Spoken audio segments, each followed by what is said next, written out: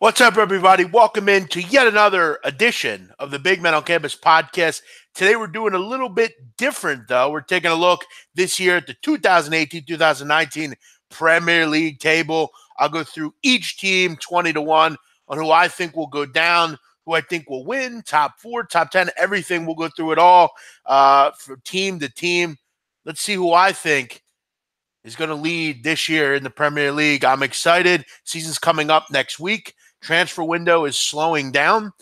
Let's jump into it. We'll start, obviously, at number 20. And I'm going to shake up and throw in Cardiff City there out of Wales. Cardiff City, listen, I just don't know that they have the Premier League talent to stay up.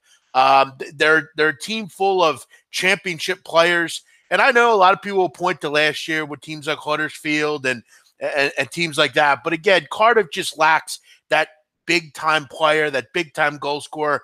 And again, they were very good in the championship. But again, against some of these really good teams, I think they're going to struggle consistently all year. I think next year will be your first season in a while where we don't see a team from Wales in the Premier League. Swansea's not coming up to me this year, and I think Cardiff will go back down. So I think we'll be devoid of a team from Wales next year. Cardiff City, I'll list at number 20. They are going down. In 19th, I'm going to shake in Huddersfield Town. Listen, last year staying up was impressive for David Wagner's club, but you only scored 28 goals. Other than Swansea City, you had the lowest chances, a number of chances last year. You had no defensive goals. Set pieces were a problem at times.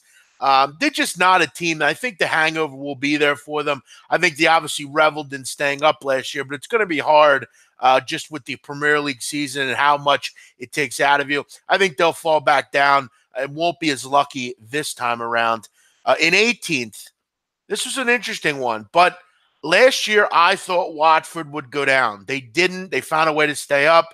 They were pretty solid at times. They were very good at the beginning of the season, really tailed off late, and I think they're going to do the same this year. This season, not a terrible start. A lot of games at home. Still, you have to play Tottenham early, got to play United early. And you look at the first 8 games out of the new year. They have 8 games out of the new year, only 2 at home. So they're going to have a lot of road games, a place that they struggled a bit with last year. You lose Richarlison. I don't understand where the goals are going to come from here. Troy Deeney really struggled last year. Obviously, Richarlison was a big point for them. I think they'll struggle a little bit. I think they go down this year after last year, kind of, I think, overachieving a bit. I don't think it's going to be as easy this year. 17th, I'm going to go with Brighton Hove Albion here. They obviously are another team that have to start winning on the road. They're very good in their home stadium, but away from home, it hurt. They did make some nice signings, I think, to go with Glenn Murray. Glenn Murray, obviously, with a big season last year. You bring in Jana Bakush. You bring in Jurgen Lokata. They have some decent signings they brought in that can maybe help with the goal scoring. But overall, they're another team that I think lacks a lot of top-tier talent. I don't think for Chris Huyton it will be as easy this year. I think they will stay up, but it's not going to be easy. They're going to be right on the line to maybe go down here. For me, I'll take Brighton and place them there at 17th. 16th, this is a team that I have hated over the last few years. Again, I don't see this team getting much better either. I'm going to go with Southampton. They're just a blah side for me. They don't ever score enough goals. Their home form last year was just complete shit. And I don't see a lot of reason to think that it's going to change this year. I'll list Southampton at 16. I don't think they'll go down, but I think they're another team that will fight relegation all season. 15th, this might come as a bit of a surprise to some. I know some of our listeners are fans of this team, but again, I just see, I think, unrest in this club, limited transfer market signings, and really no money to invest is going to hurt them. I'm going to go with Newcastle United here at 15th. I think they're in for a tougher season. Obviously, Rafa Benitez has had some struggles as far as being able to buy players. There's some unrest with the club. I think Jonjo Shelvey's a bit of a maturity issue, a bit of a head case at times. We saw some of the disastrous decisions by him last year. I know he kind of fixed it towards the end of the season, but he's a guy that I don't normally want to trust. I don't really understand moving Dwight Gale for Salomon Rondon. Dwight Gale actually was pretty good last year for Newcastle. I don't really know why you got rid of him. I think at 15th, this is really where I think they should be. I don't think they'll go down. I think they're good enough to stay up, but I mean, they need to figure out what they're doing with that club and kind of where they're going.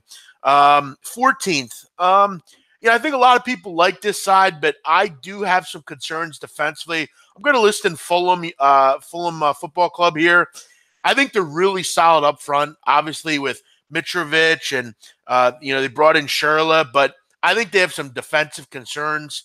They're going to concede at the back. I think they're going to have there's going to be where the troubles are going to come. I think they'll be a pretty good over team if you're a sports bettor. I think they come in with a lot of overs here. This club will score goals, but I wonder about the defense.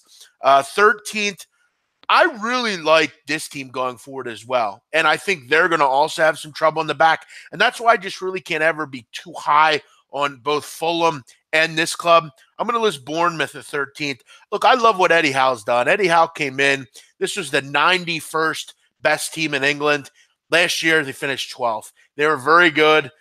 They were a team, I think, over the last couple of years that improved considerably. I like their players up front. Josh King, Nathan Ake, Callum Wilson. I think they have a pretty solid team going forward. Again, though, concerns in the defense. This team's given up 195 goals in the last 3 years. They've had issues conceding, and I don't think that gets any better this year. Them and Fulham are very similar teams. I think they shake out and are not teams that will struggle to go down, but I think they kind of fit middle, right up towards that top 10. Number 12. I've been all back and forth on this club. I feel like Europa will hurt them. But then I think to myself, how long are they really going to be in Europa for? And that's Burnley at 12. They have a big couple matches coming up here against Istanbul Basaksehir. That's going to be obviously tough going into Turkey. They struggled a bit with Aberdeen in the first real test for them. Listen, I think they'll be out early, so I think they can obviously switch their contentions to the Premier League, but they got to keep Chris Wood healthy. He's a big point to this team.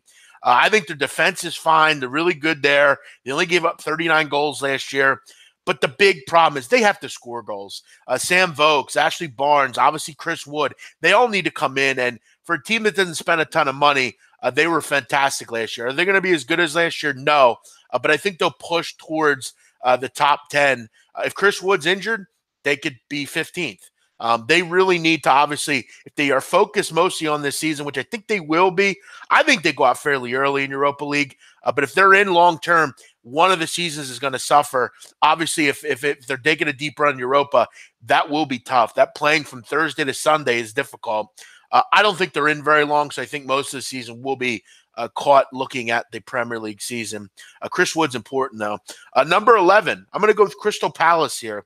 I like Palace. I thought Roy Hodgson did a terrific job. This team lost the first 7 games of the season, didn't score a goal. They were one of the most unlucky teams I'd seen all year. Hodgson comes in.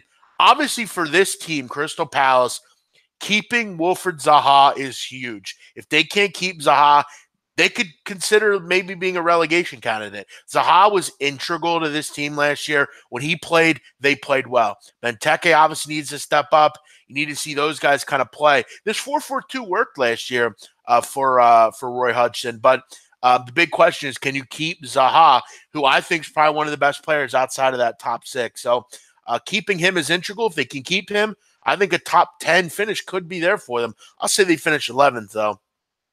Number 10, if you know me in the offseason, I've talked a lot about this team, Wolverhampton Wanderers. I've been a big proponent of Wolves coming up. I love their story, obviously being bought by a Chinese company, having the Portugal connection, bringing in obviously guys like Ruben Neves and players like that. They're trying to land Adama Traore. If they can land those players, that kind of player, watch out for Wolves. I think this is a team that can get into the top 10. I think they could push top 8 if they're able to land a guy like Traore, Diego Jota. I mean, this team is really solid. They have money behind them. They're not going to be your typical championship team coming up. I think they're absolutely terrific. I think they're going to do a nice job, and I think they're going to shine this season in the Premier League. Obviously, the Molineux is a great place. They have a great goalkeeper in Rui Patricio, a solid back line with Willie Boley and guys like that. I think this team is really going to be solid. If you can pull off that record signing and get Traore, watch out for Wolves. Could be a team that could really challenge this year in the Premier League. So I'm going to go with Wolves at 10, but I do think we have a buy sign on them as the season approaches if they can make that move. Number 9, I think I've heard a lot of people down on this team. I don't know that I see it, but again, another team that must avoid late transfer moves. I'm talking about Leicester at 9. Jamie Vardy is going to be vital, but I think he's ready to take command. He's always ready to take command. Losing Riyad Mahrez hurts, but I think Iheanacho is more than capable of stepping up. Damari Gray, they're guys that can step up. You have to keep Harry Maguire and Kasper Schmeichel. I think Schmeichel will be fine. You have to keep Maguire. I've heard talks that he may move on. Obviously, other teams are looking at it here.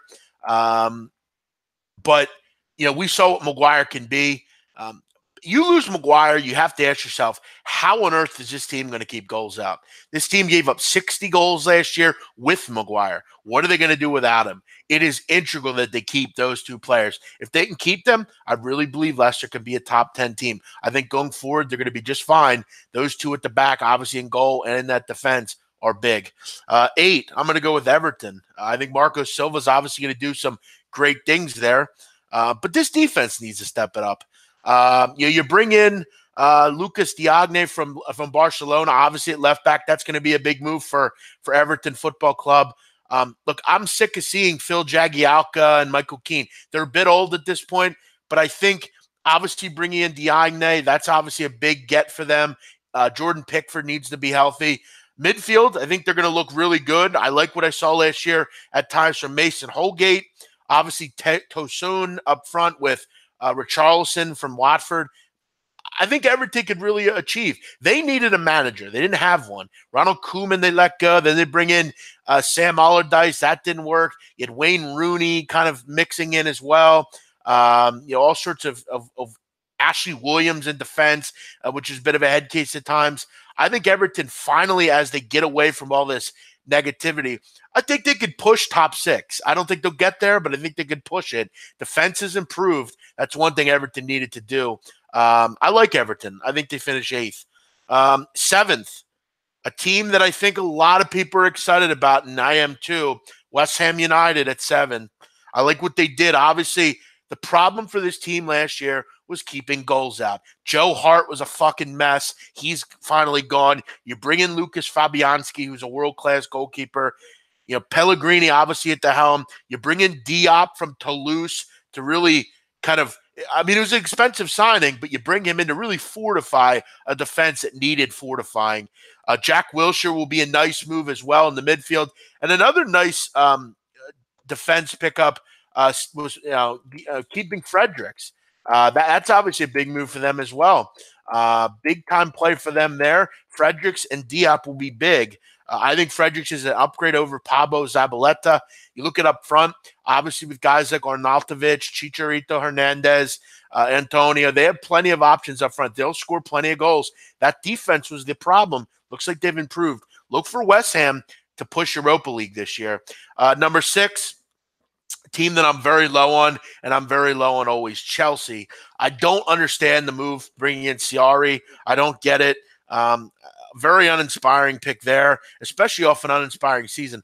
I don't really understand how you get rid of Conte, frankly. You won the league in 17.